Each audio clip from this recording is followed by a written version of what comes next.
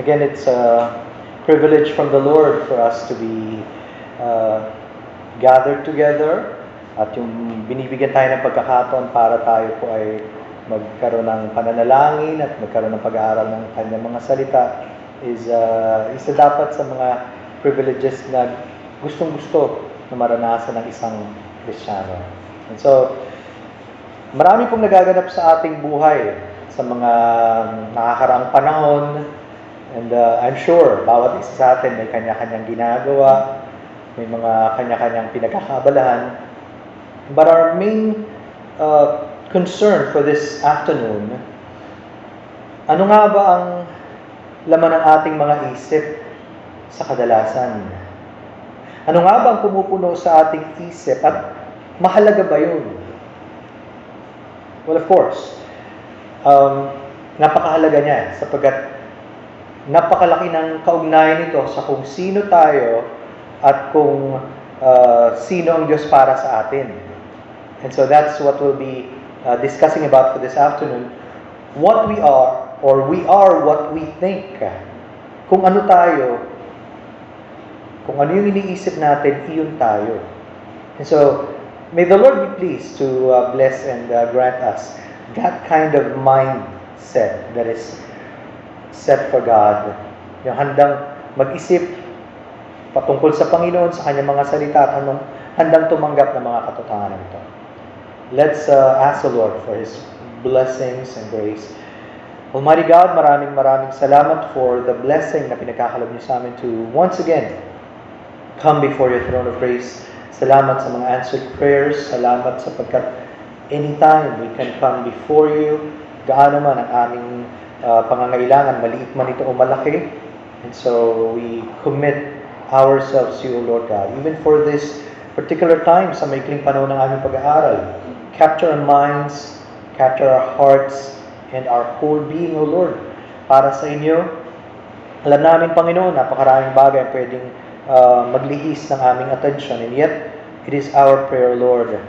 Gaya ng panalangin ni David, na give us that heart for you, O Lord God. Keep our minds and keep our thoughts in the wonderful name of the Lord Jesus Christ. We pray. Mahalaga ba ang paksa o usapin ng ating kaisipan? Definitely. Sa isang talata po sa Proverbs chapter 23, Proverbs 23 and in verse number 7, especially the first part, binabanggit po sa atin, for as he thinks in his heart, so is he. For as he thinks in his heart, so is he. Sapagkat kung ano ang iniisip niya sa loob niya, ay gayon siya. Hindi daw natin pwedeng itanggi na yung madalas na pumupuno sa ating isip, sa ating puso, sa ating pagkatao, ay iyon tayo. See? Iyon daw ang napakalaking nagre-reveal ng ating totoong pagkatao. Ano nga ba ang madalas na iniisip natin? Di ba may kasabihan din tayo sa English, we are what we think. At yun mismo yun. Marahil dito rin kinuha sa talatang ito. So, hindi pwedeng baliwala lang yung ating mga iniisip. Sapagkat once na nagdual yung ating mind sa isang bagay, dalawang bagay lang yan. Either ituloy natin yung ganong kaisipan o iwaksi natin. Di ba? Pero yung minsan nagsisimulang maliit na kaisipan ay nagpapatuloy at nagiging bahagi na ng ating pagkatao. Siguro familiar kayo sa sinabi ni Ralph Waldo Emerson. Sabi niya, sow a thought and you reap an action. Sow an act and you reap a habit. Sow a habit and you reap a character. Sow a character and you reap a destiny. Yung nagsimulang kaisipan, pwedeng magtuloy-tuloy sa paggawa. At kapag madalas mo nang ginagawa, it becomes now a habit. Nakakasanayan na. At habang nakakasanayan na natin, it becomes a part of us, our very character.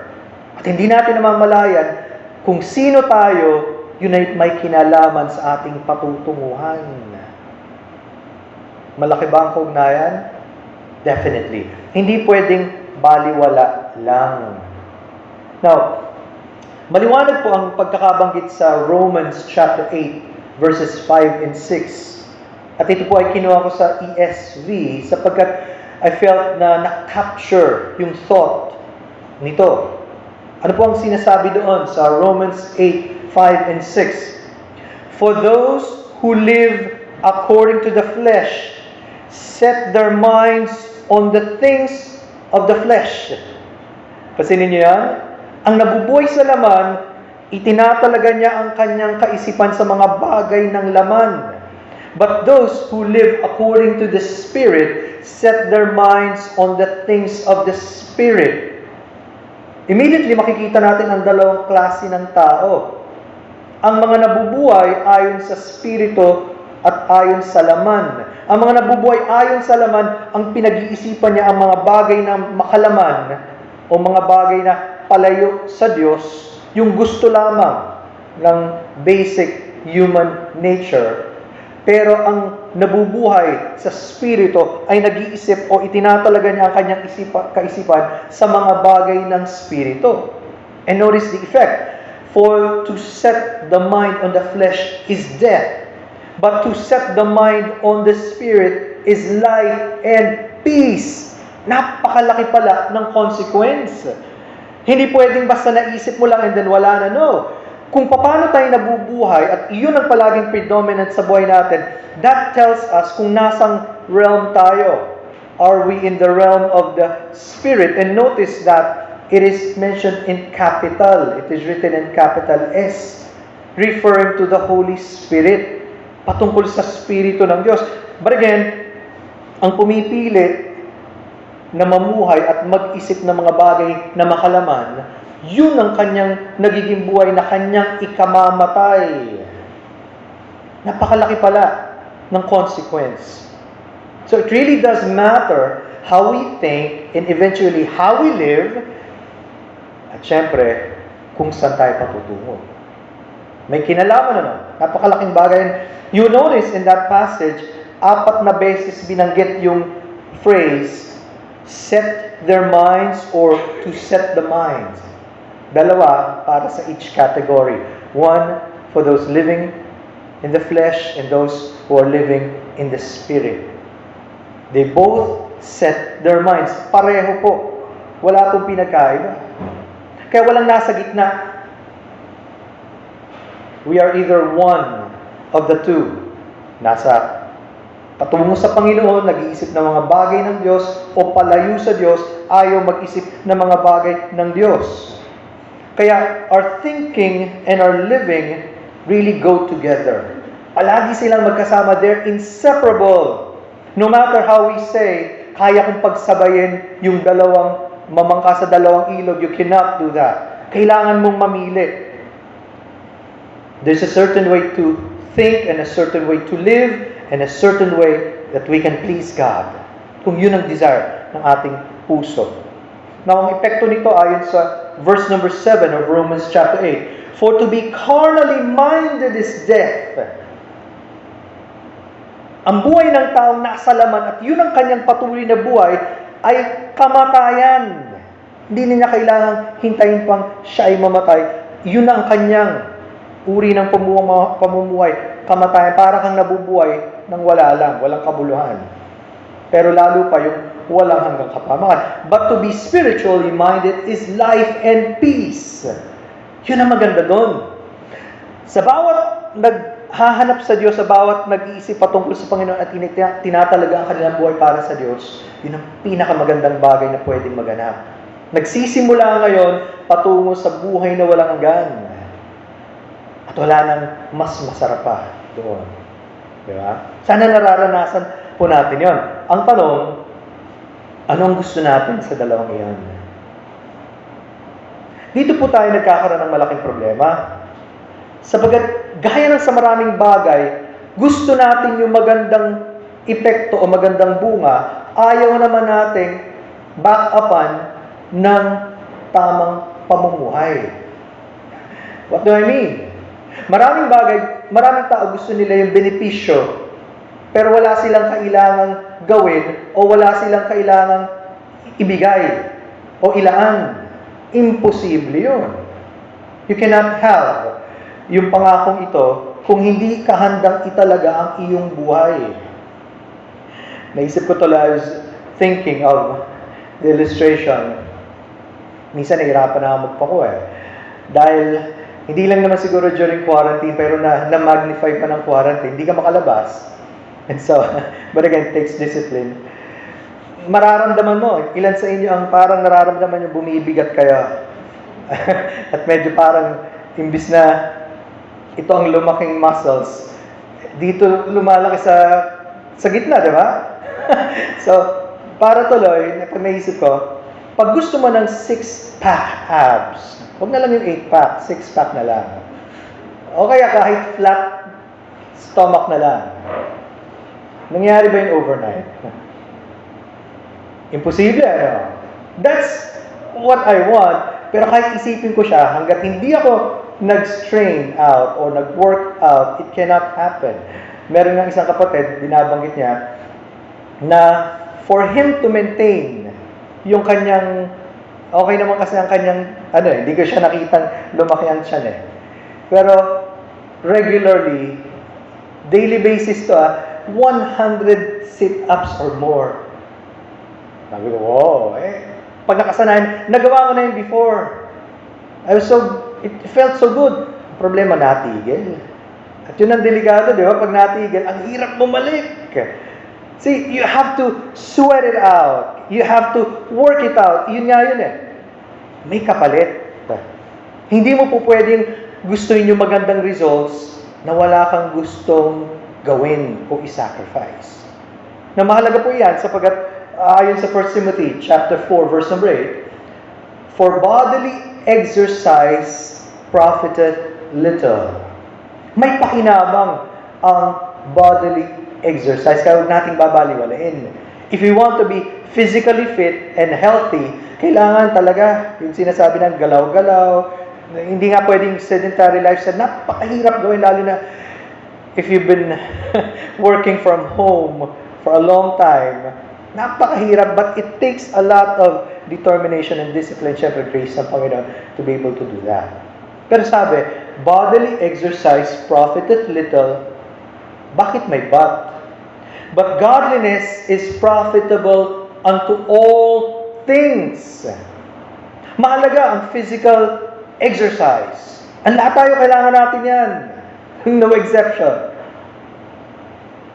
Pero, pagdating sa area of priority, may mas mahalaga pa.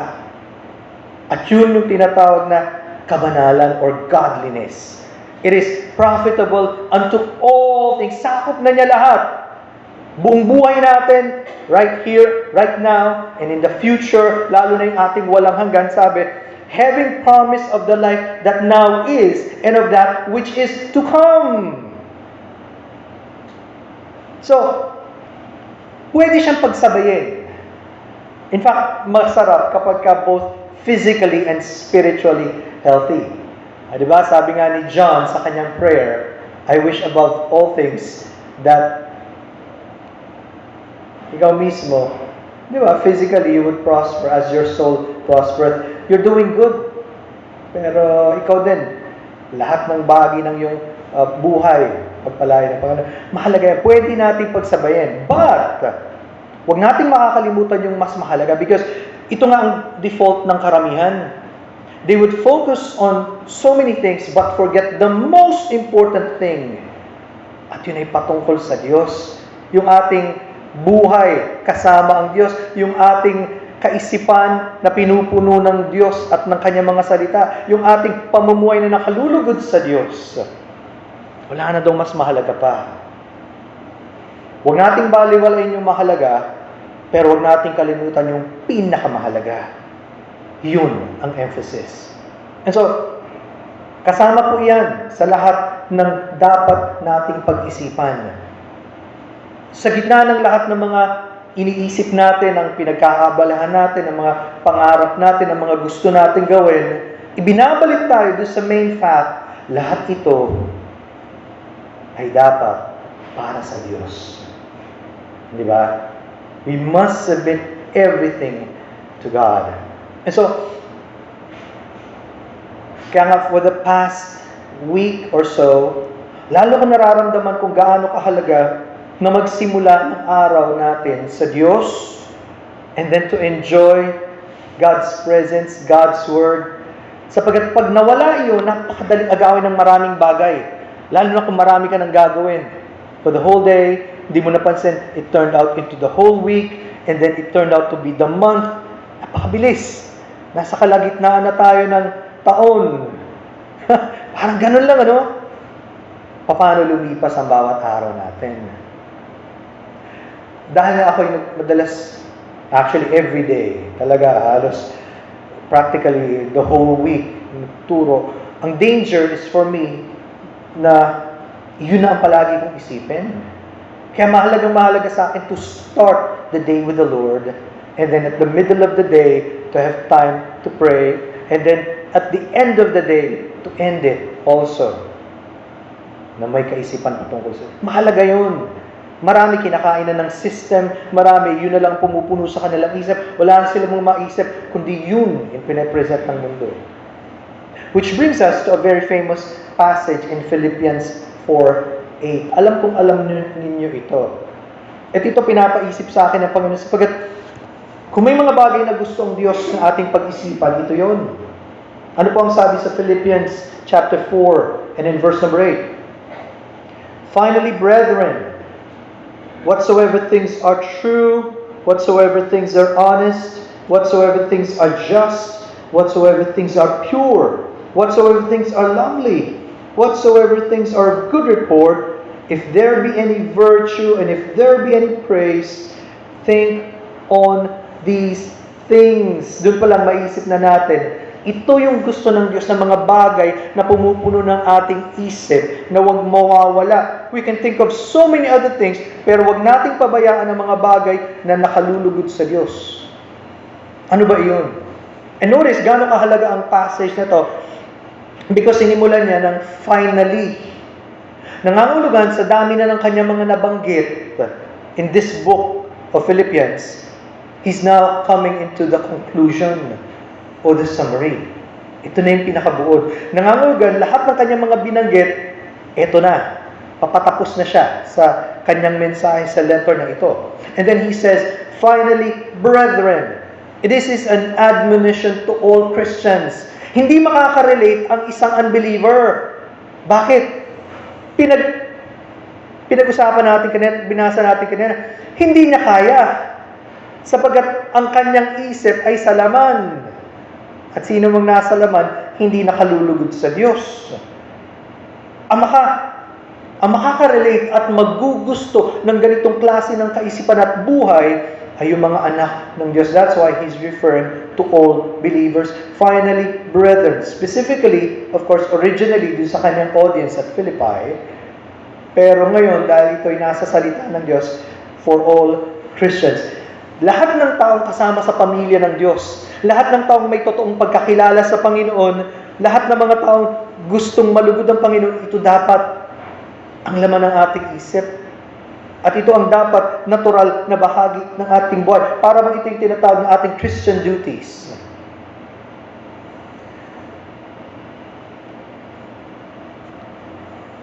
Ito daw yung mga magagandang bagay na gusto ng Diyos na maging totoo sa buhay natin, pahalagahan natin, hindi lamang natin isipin kundi isa pa buhay.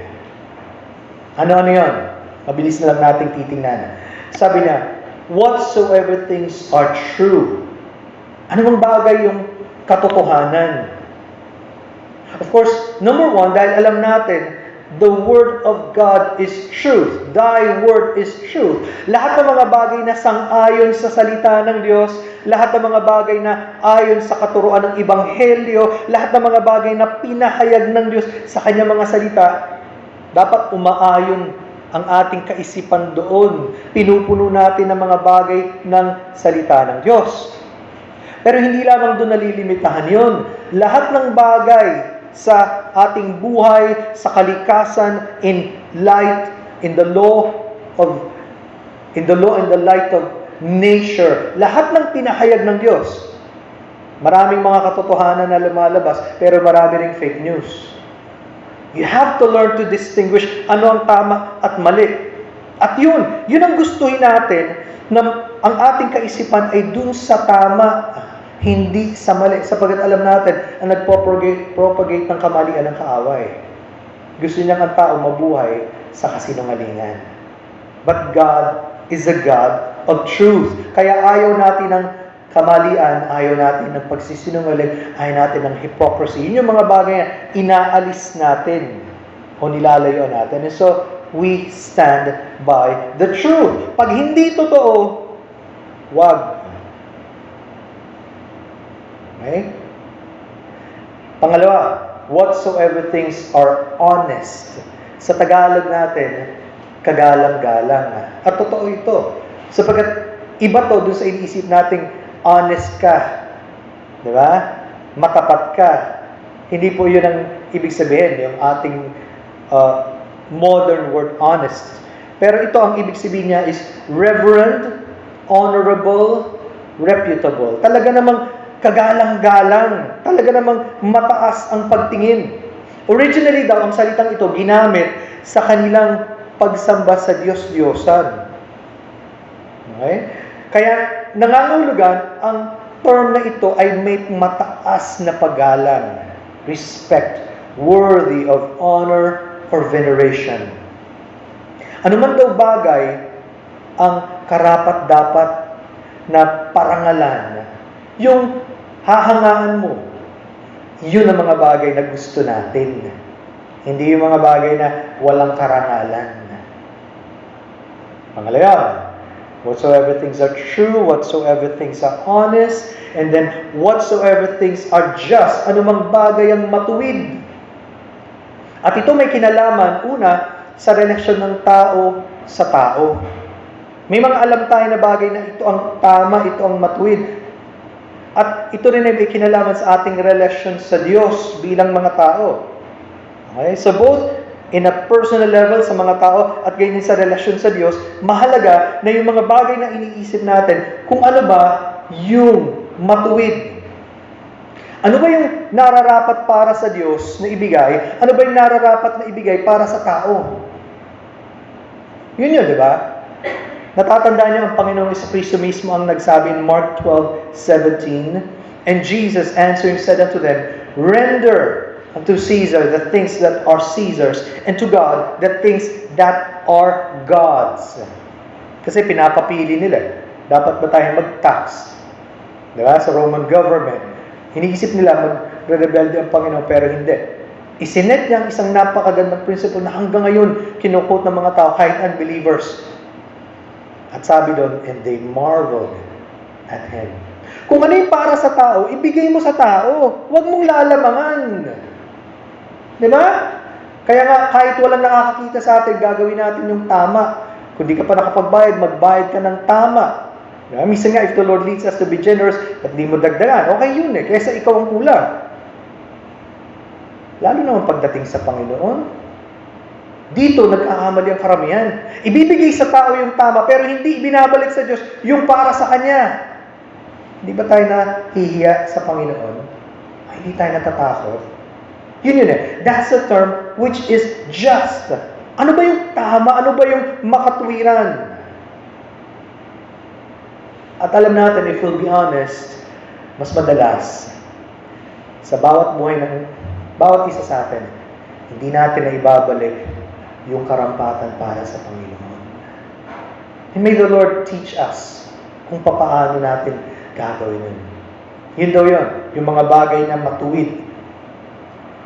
And then, the next one, whatsoever things are pure. Yung mga bagay na malinis. In English, the term chaste. Yun Pure.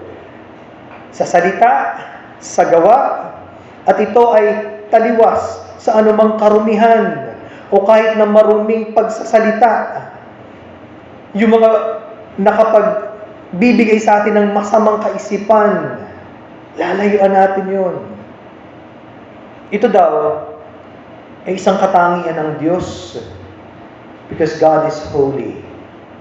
And so, we must desire to live holy lives according to the will of God. Nagsisimula yan in the mind.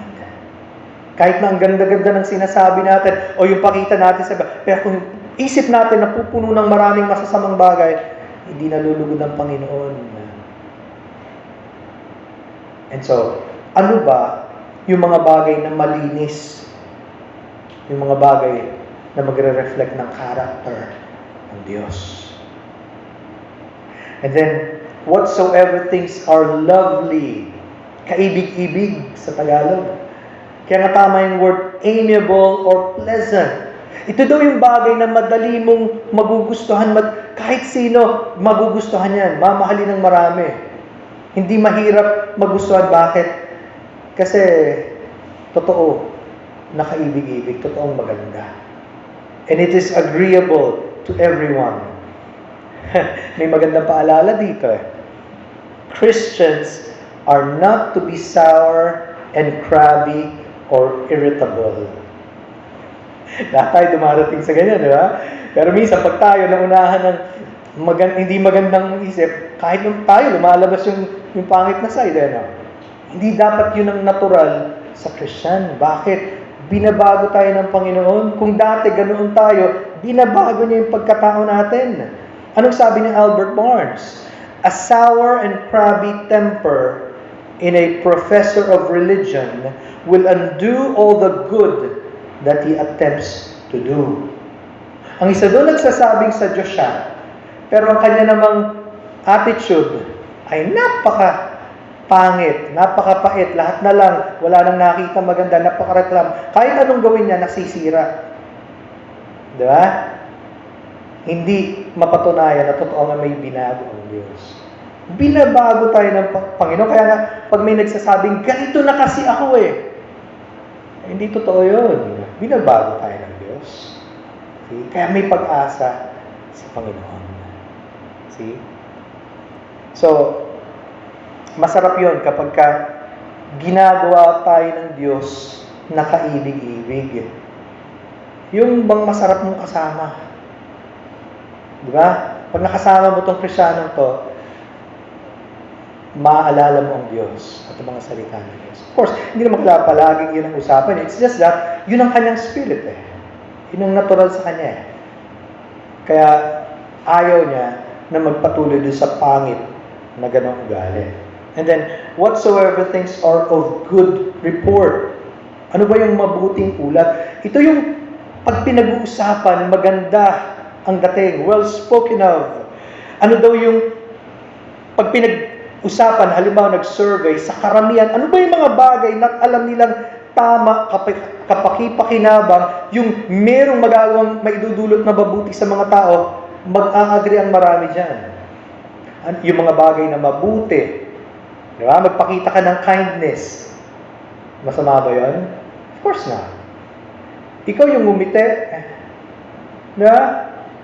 Kung ang mga unbelievers nga magagalang, hindi ba dapat lalo ang Kristiyano? At makikita natin, pagdating sa mga gawang mabuti, ang Kristiyano ang nangunguna niyan. Kasi may mga taong natural na maganda ginagawa, yun ang kanilang natutunan eh. Pero sa isang Kristiyano, alam niya, ito ang gusto ng Diyos at ito ang bahagi ng kanyang buhay. So lahat ng mga bagay na alam nating mabuting ulat o mabuting na pag-uusapan, yun ang gusto natin gawin. Kaya nga nung sinabi, if there be any virtue, alam ni Apostle Paul, hindi exhaustive ang list. Hindi pa niya nababanggit ang lahat ng kailangang banggitin. Kaya nung sinabi niya, kung meron pang ibang mga bagay na magaganda, na kahanga-hanga, yun ang kanyang point. Yung mga bagay na dapat gawin, dapat isama yun. Yun ang dapat gustuhin natin. If there be any virtue, if there be any praise, yung mga bagay na kapuri-puri, dapat i-commend. Diba sa school sinasabi nga na dapat ang mga magulang hindi lang puro punan ng masama, Marunong ding magsabing, good job. Diba? Tayo rin ba ganon? Pag sa ibang tao? Diba? Kung totoong maganda ginawa, ba't di mo sabihin maganda ginawa? Minsan nahiya tayong ganun eh. Maganda na nga yung ginawa, tahimik lang tayo. Pero pagka masama, doon nagpa-flare. Hindi eh, di ba? Kung ano daw yung mga bagay na kapuri-puri. And then he says, think on these things. Isipin ninyo ang mga bagay na ito. Maging mataas ang pagtingin natin dito. Ito ang isa puso natin at sabihin natin sa iba. Ito ang i-promote natin yung mga bagay na gusto ng Diyos. And then, ito rin ang maging uri ng pamumuhay natin. Practice them fervently. Sabi ni Adam Clark, esteem them highly, recommend them heartily, and practice them fervently. Sana ganun ang buhay natin. Diba? Ayon sa gusto ng Diyos. Sabi ni Albert Barnes, let them be the object of your careful attention and study so as to produce them. Yan ang maging laman ng iyong isip. Gusto mo siyang matutunan, gusto mong mapag-aralan para maisagawa. At yun naman, yun ang goal natin as Christians, to honor God. Kaya gusto nating matuto ng kanyang mga salita para malugod natin siya. Yun ang dahilan bakit tayo narito. At nawa, bigyan tayo ng Panginoon ng ganitong kaisipan. Punuin niya ang ating kaisipan araw-araw ng kanyang mga salita. Magkaroon tayong mas malalim na at malawak na pagkilala at pagtanaw sa kanya upang sa gayon, ito yung mga bagay na lumabas sa ating buhay. At nawa, ito yung ating maging influence sa mas marami pa. Diba? I'll just end as I read that in Tagalog. Katapos-tapusan mga kapatid, anumang bagay na katotohanan, anumang bagay na kagalang-galang, anumang bagay na matuwid, anumang bagay na malinis, anumang bagay na kaibig-ibig, anumang bagay na mabuting ulat, kung may anumang kagalingan at kung may anumang kapurihan, ay isipin ninyo ang mga bagay na ito. May mas hihigit pa ba? Kapag ang Diyos ang pumupuno ng ating kaisipan at puso, ang kanyang mga salita at ang mga bagay na gusto niya. Yun ang nais ng Panginoon para sa atin. But it begins with us on a daily basis. Araw-araw. Kailangan naisin natin, turuan tayo ng Panginoon. Sana po may pinaalala ang Panginoon and may the Lord be pleased to guide each one of us.